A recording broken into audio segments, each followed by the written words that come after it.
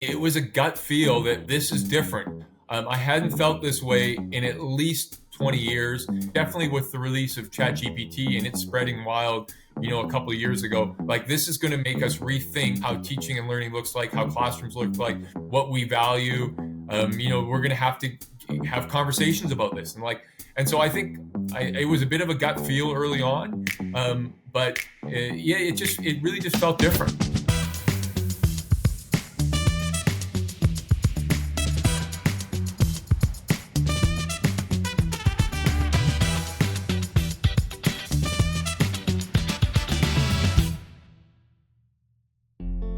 Welcome to another episode of the Education Matters podcast. This week, we're talking with Chris Kennedy. Chris has spent his entire professional life in public education in British Columbia, from English and social studies teacher to principal to his current role as superintendent of schools in the West Vancouver School District. Chris is one of the most respected voices in Canadian education, known for his forward-thinking leadership, his early and thoughtful embrace of emerging technologies, and his deeply human approach to the work of school and system transformation. He was one of the youngest superintendents in the country when he took the helm over a decade ago, and in the years since, he's led with equal parts curiosity and conviction. He's been featured in Maclean's magazine, written extensively on personalized learning, and has consistently used his blog, Culture of Yes, to share ideas and provoke new thinking across the sector. In our conversation, we explore Chris's early life growing up in Richmond, BC, in a family of educators, and funny enough, including his first year teaching alongside his own mother at the same school he met his now wife.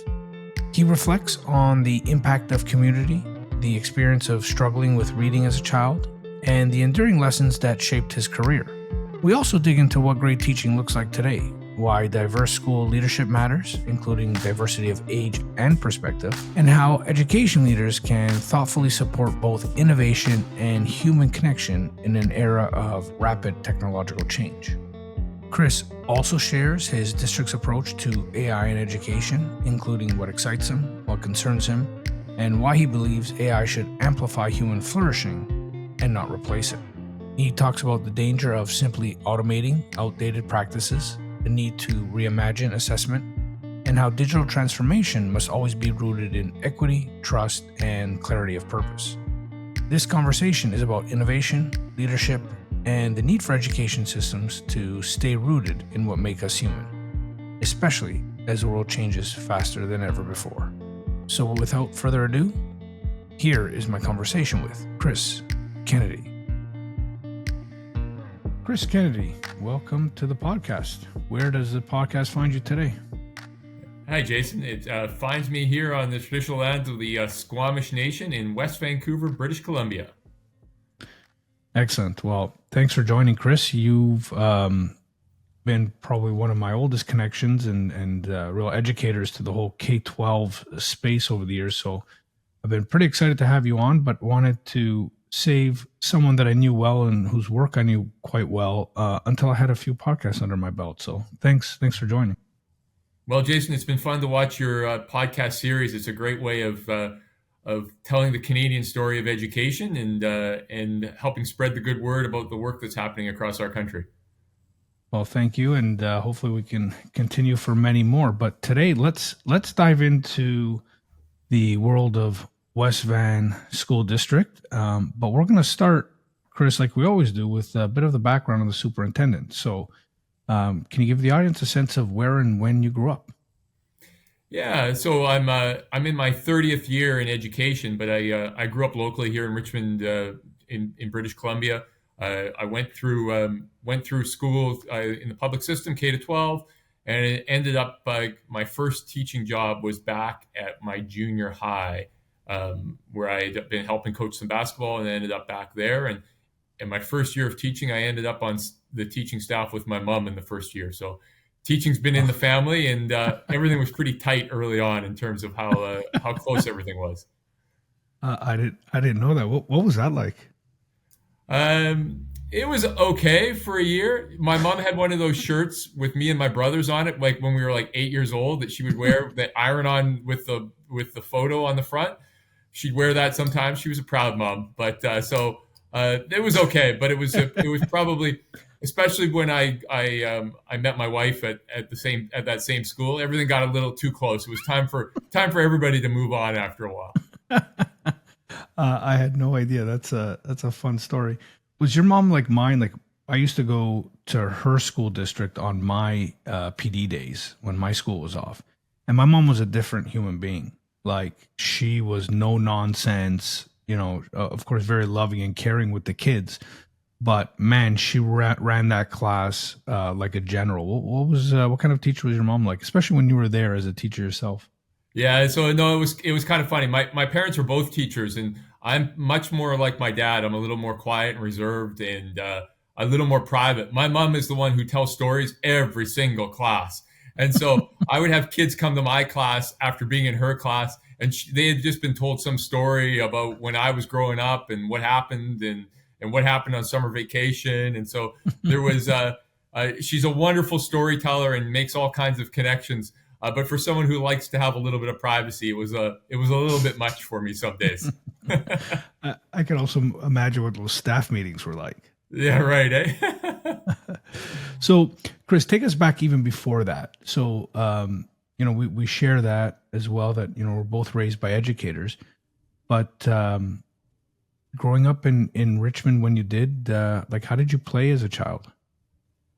Yeah, and so definitely growing up in a family of teachers was important, and they were very involved in with our sports and my mom was a music teacher, and so a lot of music in the home. My dad was really helpful in terms of helping coach our sports teams, and I probably saw those values of school early on because I saw them giving to other people's kids lots of time outside the workday, but then also finding time for us as well in terms of supporting us. And so that notion of community, of you support other people's kids, knowing that other parents and other adults will support your kids.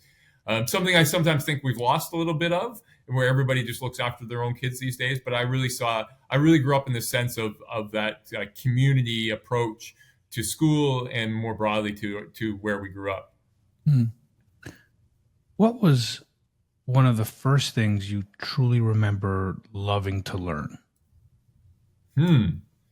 Um, I think one of the first things I loved was actually I loved to learn about geography and history right from a young age. It's in elementary school I was so curious about Canadian politics, about American politics. I remember teachers that really engaged me with that in elementary school. And it was something that I always found it weird. Most people didn't seem that they cared that much about it, but I just soaked it up and loved it.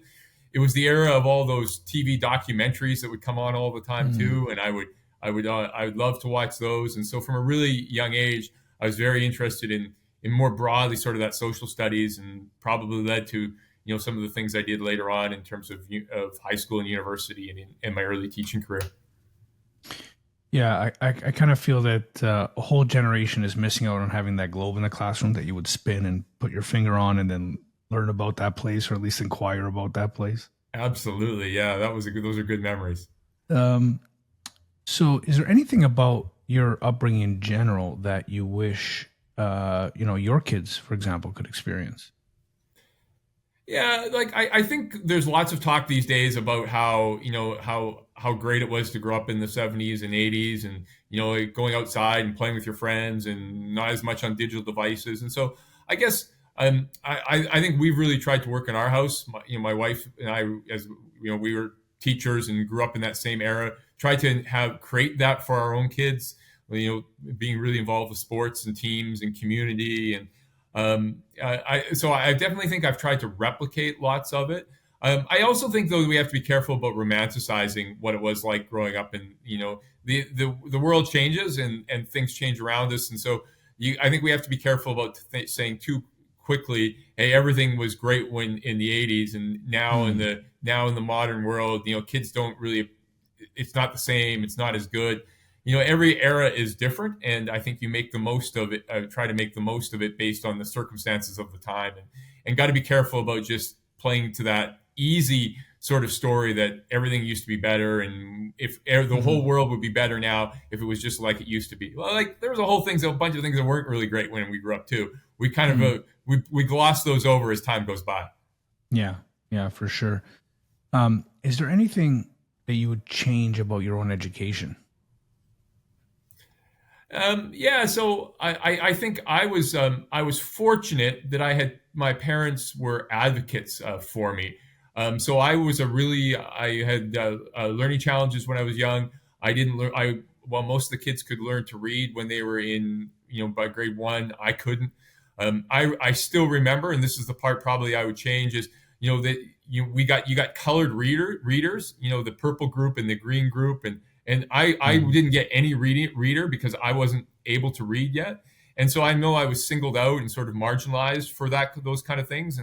And fortunately, I had parents who were teachers who advocated for me, and weren't going to tolerate me not being included and being, I was a late birthday and a boy and all those things that why sometimes it's a little bit where that when you're 5 or 6 years old, maybe it's a little bit slower for some kids, and everybody's at their own Mhm. pace.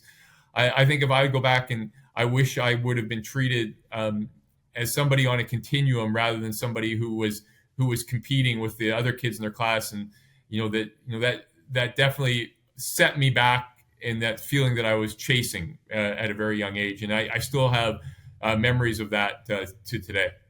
Mhm. So, if I can ask you now to kind of turn your attention to the 30 years plus that you've spent in education, um, and describe some of the most inspiring things you've seen as an educator. And the reason for this question really is, Chris, is that um, I think I learned by visiting your district and others in BC and across Canada, really, that there are really amazing things happening every day, and all we hear in the news media are these negative stories. So I want to give the audience, a sense of some of the most inspiring things that are happening across the country. What are some examples that come to mind? Yeah, absolutely. I think they're almost always around people. Like the inspiring things that are happening are driven by just like amazing teachers who are doing such cool things in their classrooms. And so I saw that early on when I began as a teacher. I immediately saw there was a colleague of mine, Doug Shepard, who was making the science classroom just come to life. And it was, I had thought science was so boring, and he was doing such engaging activities, and so saw what he was doing. And then when I moved into school administration, I moved from Richmond out to Coquitlam. I saw those passionate educators who were taking really challenging curriculum, and connecting to a whole bunch of a range of students. And then when I think about my time here in West Vancouver, I think of things as varied as I think many of the ones that stand out are ways that teachers have taken their passions and then have helped bring kids along. Teachers who are passionate about outdoor learning and they built outdoor education programs, passionate about robotics and built these world-class robotics programs. Passionate about digital technologies and have integrated computers and then the web and now AI into their classrooms. That they teachers take what they deeply care about, and they integrate that in their work. And so I think sometimes we think you want every classroom to be the same, and I think just the opposite. You want teachers to play off their strengths and their passions, Hmm. and build learning experiences for children often around that. So you just described like a variety of different subject areas and classrooms that you've seen really inspiring things happening in. Is there a commonality though to what the best classrooms look like, sound like, feel like? Yeah, it's funny that when I began my career, the best classrooms were often quiet classrooms where kids were seen to be working, and it's a bit stereotypical. At least those are the classrooms that I know I went through school and when I began my career. The best classrooms now are often like super engaging. Kids are on doing different things at the same time often. Some kids are on devices. No, some kids aren't on devices. There's different kinds of seating arrangements in classrooms. There's a power. The power used to be in the teacher. Now the power is in the room. The teacher still has they're clearly the teacher. They're the guide in the room, and they're highly respected by their students, but they're not exerting power in a traditional way with young people anymore. That they share that, and they build classroom routines and culture together. I think you see that, and you see that across grades, across subject areas. It's funny that like you can go into such a diverse group of classrooms, but you can feel that same kind of dynamics and culture in them, and you just know those are places where kids are in that flow of learning. So, what are the qualities that you most admire in teachers that create these classrooms?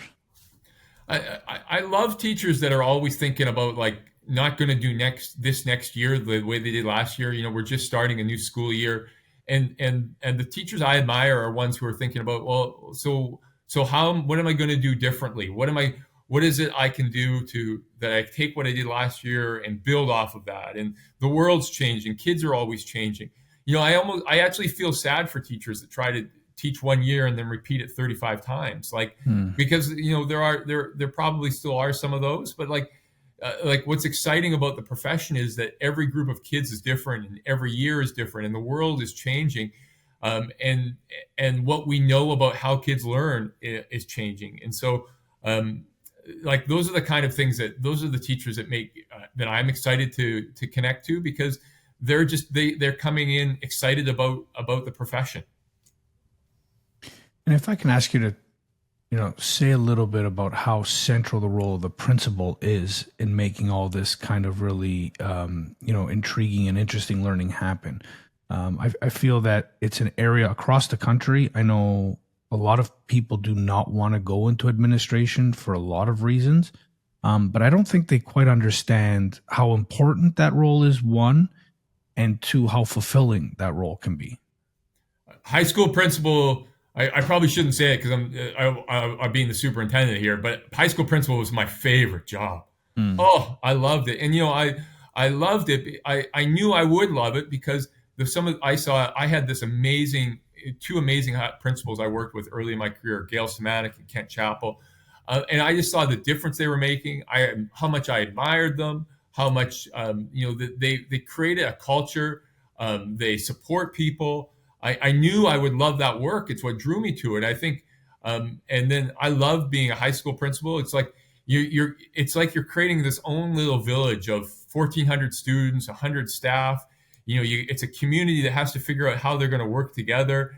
You have a fair bit of actually autonomy within a school to make it as you like as a community. That a principal has a huge impact in terms of the tone and the culture, and as do superintendents. Where superintendents spend their time gets noticed, and where principals spend their time gets noticed. And so if you want to invest in classrooms and teaching and learning, principals get into classrooms. That like I just think I think being a school principal is just an awesome job, and one that I love doing, and I see how much the folks in our district love being principals and vice principals as well. And then the last part of this equation that makes up the whole education community are the parents.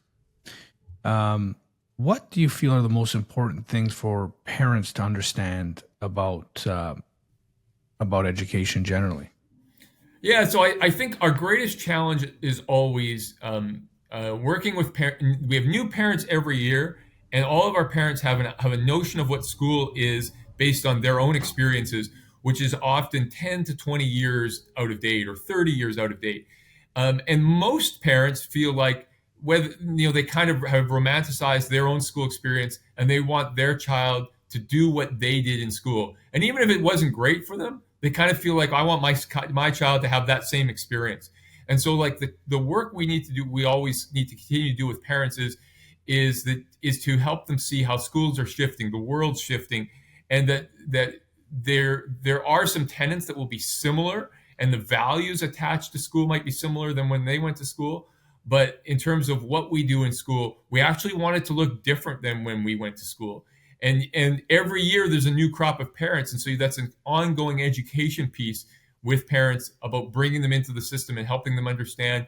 We're trying to prepare students as citizens and as employees and as leaders for the changing world. And so it needs to look different than it looked like 30 years ago. Can you talk a little bit more about how you're bringing parents into the school community? Because one thing in my own experience with my kids here is, and I kind of knew this going in, and it hasn't changed much, unfortunately. Like, school feels like a black box. You know what I mean? Like, I talk to the teachers twice a year at interviews. We see them at the school events, but by and large, it's kind of like a black box. The learning isn't really shared. I mean, I get the tests when they come home. I get the grades when they come home, but I don't really have, other than the experience of my child, the sense of what their day-to-day is like, what their community is like there, what their class is like. Are you doing anything in West Van to kind of help open up the parents and community's view of individual classrooms or schools in general? Yeah, let me hit that from a couple different ways. One is, I think first of all, we're trying to upskill parents with good questions they can ask their children when their kids come home from school, so that they don't just have those conversations with their kids. How was school today? It was fine. What did you do? Nothing. Those like there are better conversations. If you feel like you're not getting enough about what's going on in your child's school, then some of that is on you as a parent to ask better questions. And so that's the first part. And the second part is, I think we are in some places, though still inconsistent, we've done a better job of opening up classrooms through the use of things like digital portfolios and making that assessments are shared more regularly, and that we're using tools. We're using some of those digital tools to open up our classrooms to be a little more transparent. I'd also say that I think some parents want to know everything that's going on all the time in their child's class, and that's actually not healthy. You actually need to let your child go and live a little bit, and a little bit of separation is good. And then what we're trying to do is, whether that's, I try to do that through my blog about trying to open up about, hey, this is what we're thinking, and try to demystify the work we're doing. We have this opening day where we bring in a speaker to kind of set the tone for our year with all of our staff. We're going to bring that speaker in to do a parent education night. We try to do that whenever we bring in somebody to do teacher education. We try to also bring them in to do parent education. I think of the work that we're doing around AI right now, that we're trying to do parent ed the same that we're trying to do staff education, so that at least we're all hearing the same messages. And opportunities, and then recording these kind of pro-D, and so that you can go back, because and trying to help our parents gain some of the same skills that we're all trying to gain around the world that's changing around us. Yeah, I think those are awesome examples.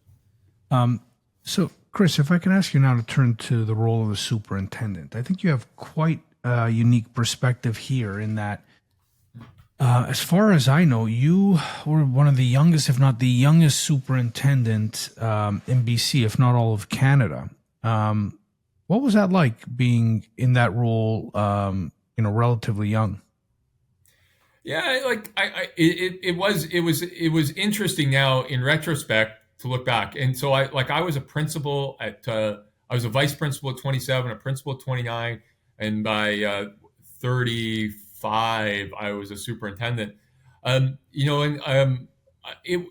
think what it did was it was interesting being in the room and having a very different view of the world than many of my colleagues who were 20 years older than I was, especially around some of the digital pieces. And so I think I was able to bring some of those early days of Web 2.0 and some of those, incorporate those into the practice of the superintendency that were really foreign to a lot of my colleagues around me.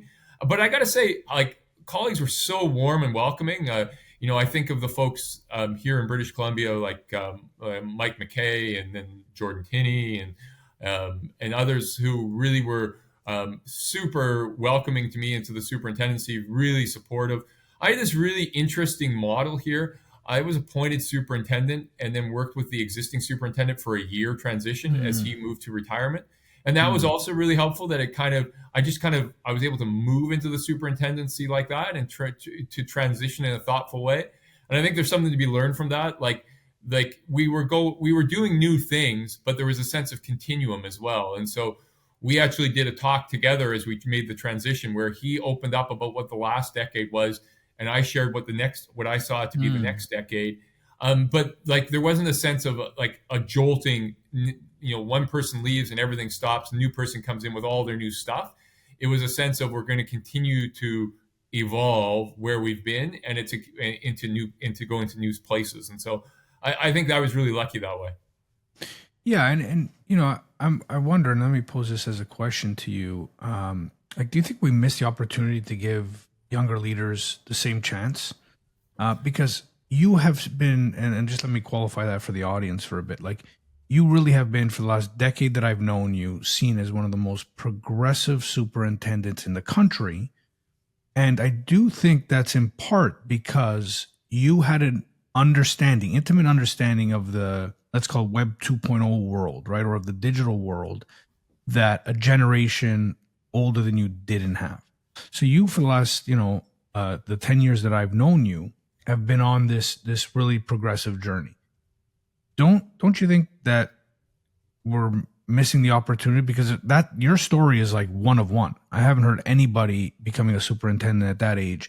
And I think especially now, as we shift into not only a whole new way of educating students, but a new economy, a new paradigm, really, that we could benefit from some folks that are more closely related to the experiences that a lot of incoming teachers are having, that a lot of families are having. And I think that could help the system really, really evolve in a necessary way. I think I'll be more broad than that. I think it is important to have a diversity amongst your leadership team, and that Mm. diversity includes a diversity of age, includes Mm. gender diversity, includes cultural diversity, but it does include also age diversity. And we've got vice principals in their 20s, and to leaders into their 50s and 60s. I think districts who are segmented with all the principals are in their 50s and 60s. That's not healthy. Just like it's not healthy if all your principals are men. Right. Just like Yeah. it's not healthy if all your principals are white. That all of those kind of, like, it's healthy to have diversity, and Yeah. part of that is sort of is an age diversity. And I think it was healthy for BC to have a range of ages of superintendents, and I happen to be the young one in the group, and I brought a bunch of different ideas that were different. And because I'd grown up in the system, I had never known teaching not to have the internet. And Mm. when I joined the superintendency, I would have been the only one like that. And so that was different. And I brought something to the table that made the group better. And so I think diversity makes the group better, and whatever that diversity looks like. And I'm super happy about how we have such a diversity of age. When we hire folks newer in their career into admin, I'm hoping they push our system along, Mhm. because I like to think that was part of my role as I got into both school and district administration at a young age. Yeah, I mean, as you're talking there, you made a great point, because I think too there's a lot of value from folks that were educated in the 70s and 80s, because I think a lot of those good practices will come back and will be necessary now in the age of AI. So that's a great point, and also might be a great segue to talk a little bit about the work that you're doing in the district, and kind of leading the province along with a number of other folks as well. When it comes to AI, why was it such a focus for you relatively early on, when not many businesses or industries were thinking and talking about AI? It was funny. It was a gut feel that, wow, this is different. I hadn't felt this way in at least 20 years. I remember hearing early days Web 2.0, and Alan November was somebody who I went and I saw him speak. And then, a friend of ours, Dean Skszwx, and some others who were early days in sort of the web world. I'm going, wow, this is Web 2.0 and interactive web and the internet. It's going to change classrooms. And then for the last 2 decades, everybody had said, like, oh, we're going to have virtual reality, and that's going to change classrooms. We're going to have this, and none of it really felt like it felt. Right. Oh, this is kind of interesting, but this isn't actually transforming what we think about how the relationship in a classroom looks like. But almost immediately from then even prior, but definitely with the release of ChatGPT and it's spreading wild, a couple of years ago, like this is going to let it make us rethink how teaching and learning looks like, how classrooms look like, what we value. We're going to have to have conversations about this, and so I think it was a bit of a gut feel early on, but yeah, it really just felt different. Well, the timing of this interview was great because you just released a blog on AI and some really you posed some really poignant and great questions that I'd like to kind of discuss here. And then you can judge whether I've been a good student and did my reading properly. But you wrote, and I quote, "The real question is, will we guide this change in AI, with wisdom, or will it guide us?" Can you expand upon that a bit? Yeah, like I think at times over the last 25 years, we've kind of let technology take the lead and we just followed it in education. And like here come the iPads. Okay, so we're using iPads in the classroom. Okay, here comes the web. And so rather than us think, what is it we want to do and how could technology help us do that? Help us do things maybe we've always envisioned doing, but we've never been able to. I think of it with AI about like, there's a lot of talk about 21st century learning, and so much of it built around this idea of personalization. So we've wanted to personalize learning to make it so a little bit so the flexibility for each and individual student. This idea that we talk about in our district, all means all, that each student has what they need to learn. So how can AI lead us to that? I look at especially in the United States right now, so many of school districts, teachers unions, you see it out of the federal government partnering with big tech companies. And I'm a little bit skeptical because I wonder, like, whose agenda is that? Is that the tech company's agenda or is that the school district's agenda? So I think we need to have, what is it we hope we can do with AI? And then let's help mold it in that way rather than just be here waiting for AI to do what it's going to do and us just follow it around.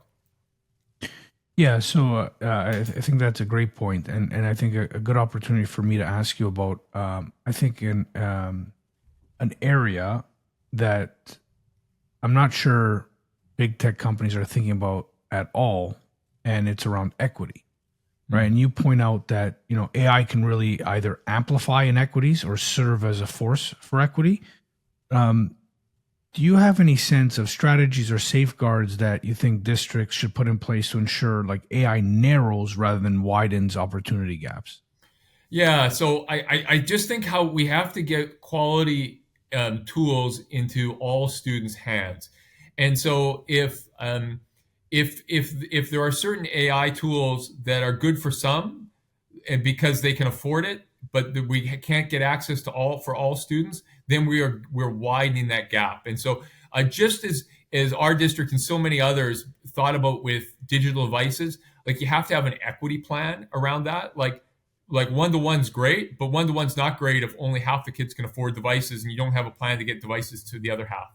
Same is true with AI tools, is that you have to ensure that you have access, you be able to get them to all students. And then you have to be able to support the educators in a way that they can use them. And again, so that you don't have this idea of have and have not educators in terms of their professional support around it. I just think we have to continue to think about like people that go, wow, it's so amazing, it can do all these things. Are we making sure it can do those things for all of our learners? Some of the most powerful ways I've seen AI impactful so far are actually for some of those who would normally be marginalized. So those who are not first language English students who can use instant translation tools. For some students who have learning challenges who can use AI tools to help create adaptations on the fly for reading texts or math problems in a classroom. And so I want us to focus on what are those ways that it can help kids feel more included rather than less included in classrooms. So AI is also really, really good at all the traditional assignments that you and I did growing up and probably gave in our early, created in our early part of our career. Um, in your article, you talked about essentially the difference between like how did you phrase it? I think like memory and meaning, right? A lot Mhm. of the traditional assignments were essentially memory tests, right? Like how, Right. like if you had a great memory, you could actually not really understand a lot of it and get through it. Um, what do we need to change now that we have a tool that our entire traditional educational paradigm is now susceptible to? Yeah, so where I think the most powerful, impactful conversations in schools over the next 12 to 24 months are definitely around like what it is that we value and assess now. Because I love essays. I've Yeah, built my career on writing, and yeah, now everybody can write and can write quality work in with a push of a button through AI. And mm, so that's not in the same way a differentiator, but I can still out idea other people, because I think that that we have to think about how is it that we look at assignments differently? How is it that we can co-create with AI? I think the example I gave in the blog post was, what about co-writing a play with AI and then performing it? That how like that's in a drama classroom or an English classroom.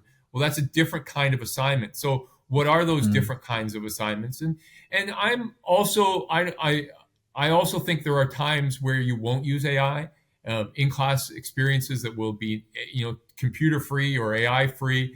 We kind of have adopted this the color scheme in a really simple way of sort of green, yellow, orange, red. Kind of red is no AI, green is full AI. I often talk about my blog posts are now kind of yellow. I write them mm. myself, but then I get a lot of feedback back and forth with AI. I ask it to challenge my assumptions I make. And so I think those are the kinds of assignments that we need to begin to think about how we create those in classrooms. I think the danger is that we just say, well, we're going to do everything in class, and so that we're going to test kids the way we always have. But like those skills are the skills that students need are different now. Students need to be able to identify bias and to be Right. able to work alongside AI. And like it is a messy time, but like Mm. interesting and exciting time too. It frees up a lot of time, I think, to actually have conversations with students or to co-create with students. Those things that we've said are always valuable, but sometimes we actually haven't gotten to in classrooms. Yeah, and I mean, I think BC and Alberta now too, as they launched their new curriculum that's in the same vein as the BC curriculum, um, really emphasizes a lot of this really good learning that is not, if I can turn it into a verb, AIable. So I think you're pretty well positioned in that sense. What are you doing to support staff in general as to make this transition? Like, just anecdotally, my friend group, family group, we're all extended teachers, and it ranges from, I'm using it every day to explore, to build new lessons, to I have no idea what that is. I'm not comfortable using it. Yeah, we have teachers on the and staff on the continuum too, and so I've we continue to talk about encouraging all of our staff to use it in their personal life to get comfortable with it. That's sort of that Mm-hmm. first step. The next thing is they use it in their professional life to help them with lessons or to do things like to create things that help improve their profession. Then encouraging them to use it in classrooms, with students, and then encourage them to create lessons where students use it themselves. And so there is this continuum, and you can't everybody's kind of at their own place. And so it's okay to be where you are. It's just not okay to stay there right now. Like Right. we got to move folks along. And so we've invested staffing time. We have folks who have a bit of time in our high schools this year to be AI leads to support other staff. We have support in our elementary schools. We have AI working groups. We're trying to create a bunch of different structures and entry points. I think even just giving folks tools. I've said it before. Like I'm not married to any one tool, but we use Magic School AI, we use Brisk, we use a little bit of Gemini. That you pick a couple tools and then you can support folks with them. I don't find people that don't want to use it. It's overwhelming, and it isn't like we had this. You and I were talking earlier about age. I don't even find it age based. Some of our most who integrated AI the most into their profession are 25 or 30 years in. They're outstanding teachers, and they just saw this is the natural next place. But it is another thing. But why AI is sticky often is that people can find it, the efficiency side is, hey, it saves me time with creating lessons or with report card comments or with IEP development. And that makes it sticky. And then they'll come back to it and figure out, well, how might I use it with students to create new, different learning experiences as well? Yeah, I think you've touched on it, but maybe you can put a finer point on it for the audience. This idea that you had in your article of diffusion versus mandating a resource or an approach. You kind of articulated there, but can you kind of put a fine point on it as to why you believe, especially with everything that's changing and happening with AI, you want to diffuse the learning as opposed to mandate it from the top? Yeah, so I just find with change in general, like the best shifts happen when they sort of spread classroom to classroom, school to school. And I know people often when parents see something happening in a classroom, they just want the superintendent to mandate that thing to happen everywhere and assume it will happen in the same way in every classroom every day. But that's not how change works. And that's, how change works is that I see my colleague doing something and they're excited about it. I get curious. I learn about it. I try it in my classroom. Now, all of a sudden, 3 or 4 of us are doing it, so we're networked together. Now, all of a sudden, 2 or 3 schools are doing it, so we're networked together.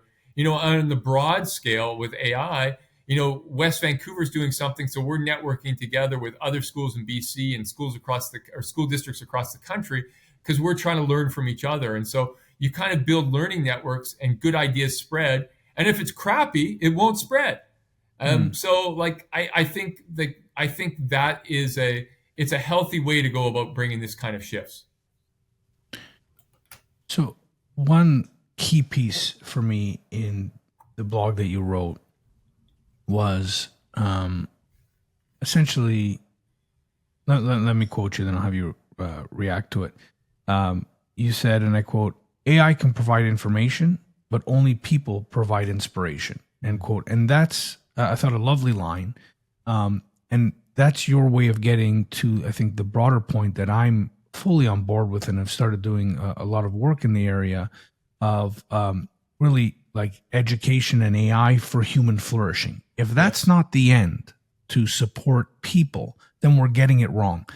What's the balance like, or can you express why you wrote that and why you're focusing on, although there's going to create tremendous efficiencies in everything we do, the core of it needs to be focusing on what makes us human and what keeps us human? Yeah, my worry for AI is that we become a system where AI creates an assignment for a teacher, and then students get AI to write that assignment, and it goes back to the teacher who assesses it with AI. What are we doing here? And that AI at its best can help amplify, create some efficiencies, and create, students can partner with it and amplify the humanness of us all. And that we have more time for discussions in classrooms, and whether that's a different take on the notion of flipped classrooms, where you actually have time to work together and collectively and do those things that we've always said are important, but we do them more often. I think teachers are more important, schools are more important than ever in the world of AI, because those are the places of building community, and that community is built through people, not through the technology.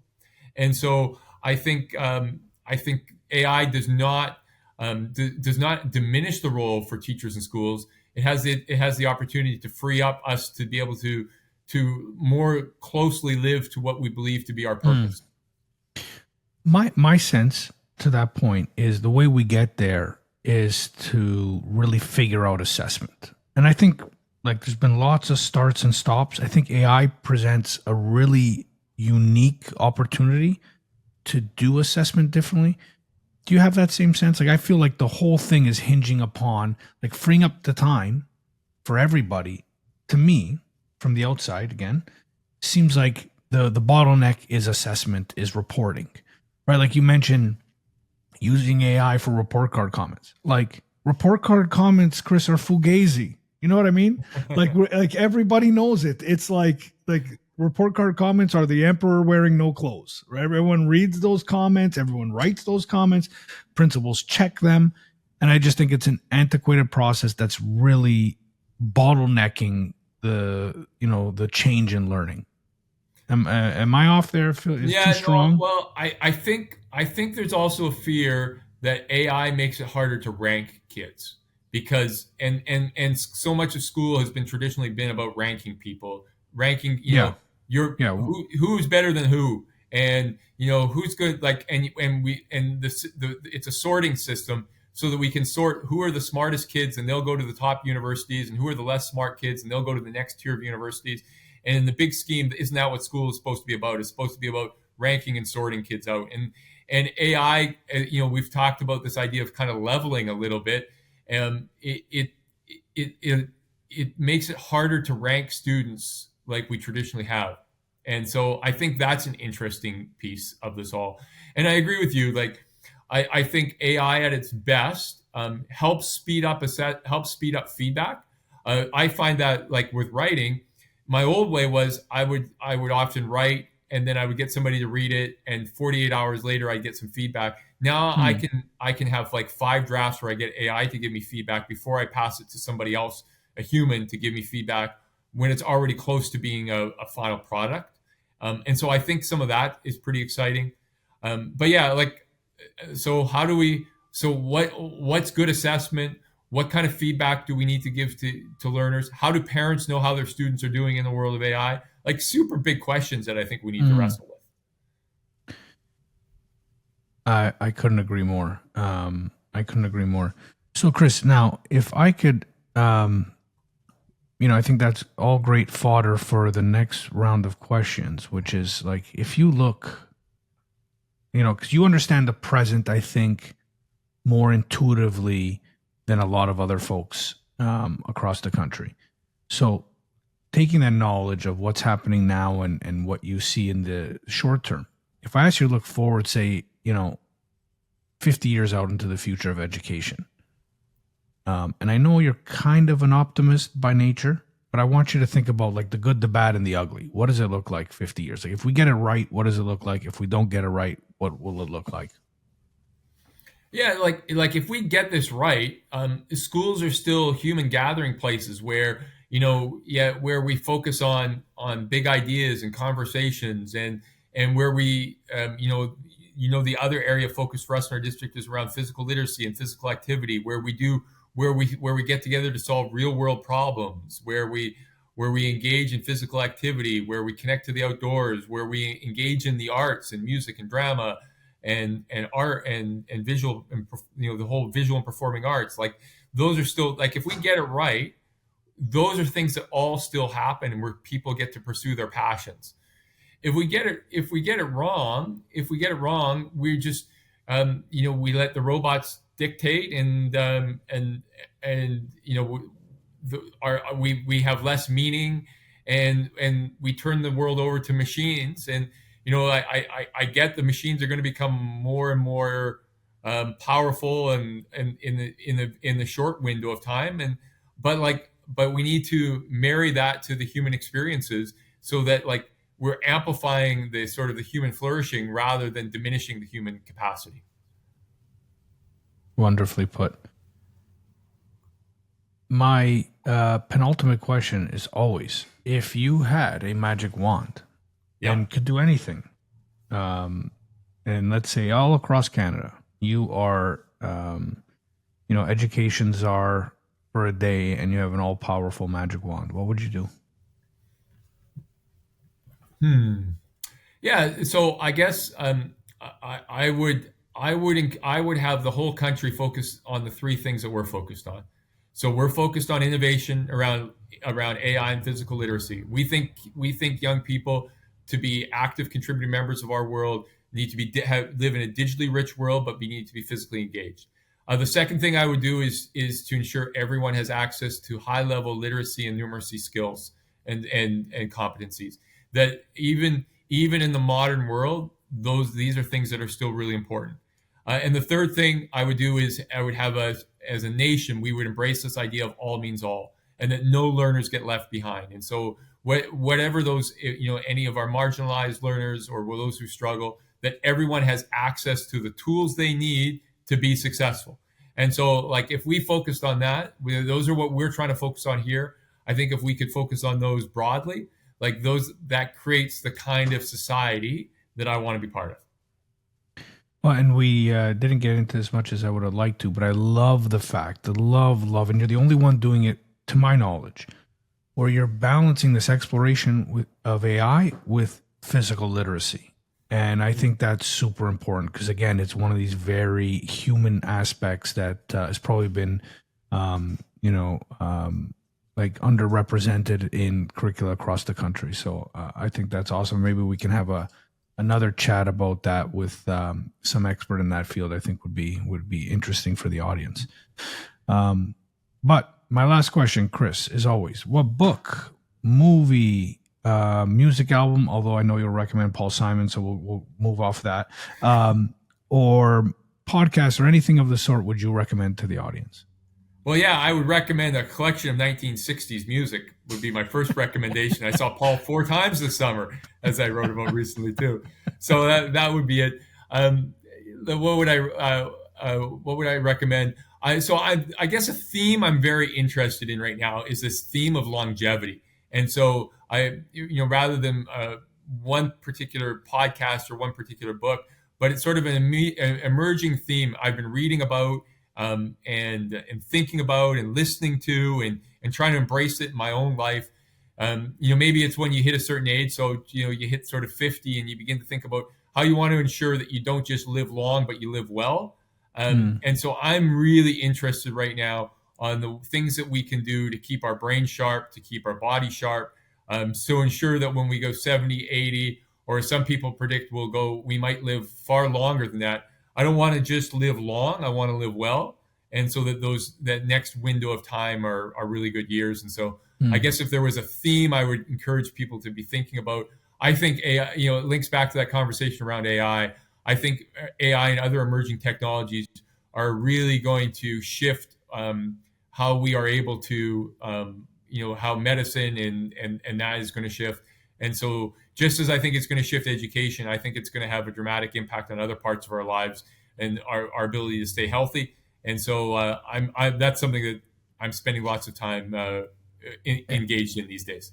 Any book or podcast in particular? I listen to a lot of Peter Attia, who I think is a leader in the field. Is really interesting. It seems very balanced. He's really good. Peter Diamandis. I read his book on longevity lately and listened to some of his podcasts as well. Awesome, Chris Kennedy. Thank you for your time. Thanks, Jason. Fun to be with you.